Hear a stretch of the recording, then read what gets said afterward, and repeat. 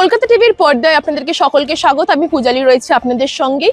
এই মুহূর্তে দাঁড়িয়ে সোশ্যাল মিডিয়ায় কিন্তু একাধিক প্রশ্ন উঠছে, কিভাবে শ্যামপুকুর থেকে বাংলাদেশ অব্দি পাচার হলো এক তরুণী।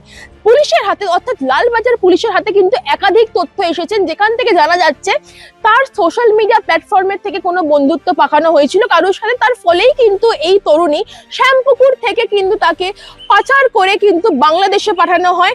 এরপরে কিন্তু যখন নিখোঁজ তরুণীকে হদিশ মিলেছে বলে জানানো হয়েছে লালবাজার সূত্রের মারফত।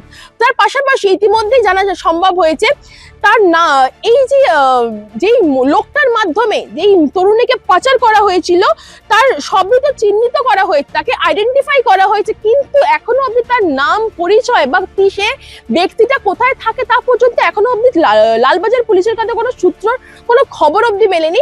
কিন্তু তার পাশাপাশি কিন্তু এইটা লালবাজার সূত্র থেকে জানানো গেছে যে এই যে মাধ্যম দিয়ে সেই তরুণী পাচার হয়েছে সেই কিন্তু কলকাতার বাসিন্দা বলেই জানা যাচ্ছে।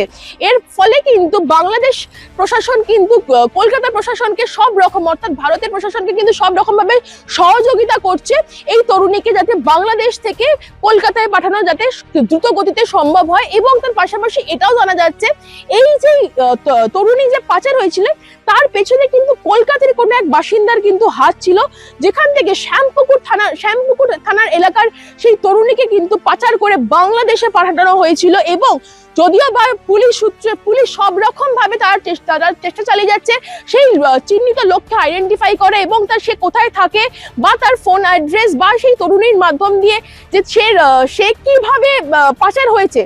পরবর্তীকালে কিন্তু প্রশাসনের তরফ থেকে এটা জানানো হয়েছে যখন তরুণীকে বাংলাদেশ থেকে কলকাতায় ফিরিয়ে আনবে তখনই কিন্তু তরুণীর থেকে সেই মোবাইল জিপিএস অ্যাড্রেস বা মোবাইল ট্র্যাকিং করেই কিন্তু পুলিশ জানতে পারবেন যে এই তরুণীকে কিভাবে শ্যামপুকুর থেকে তাকে বাংলাদেশে পাচার করা হয়েছিল। এবং তার পাশাপাশি কিন্তু এটাও পুলিশ জানিয়েছেন যে সেই তরুণী কিন্তু এখনো সম্পূর্ণভাবে সেফ রয়েছেন বাংলাদেশ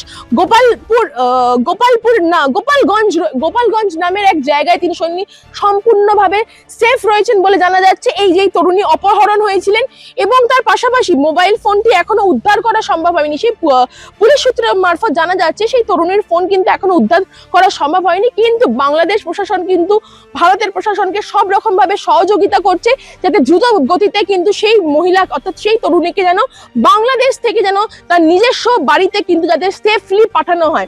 এসব তথ্য জানতে চোখ রাখুন কলকাতা টিভির পর্দায় রাত দিন 7 দিন।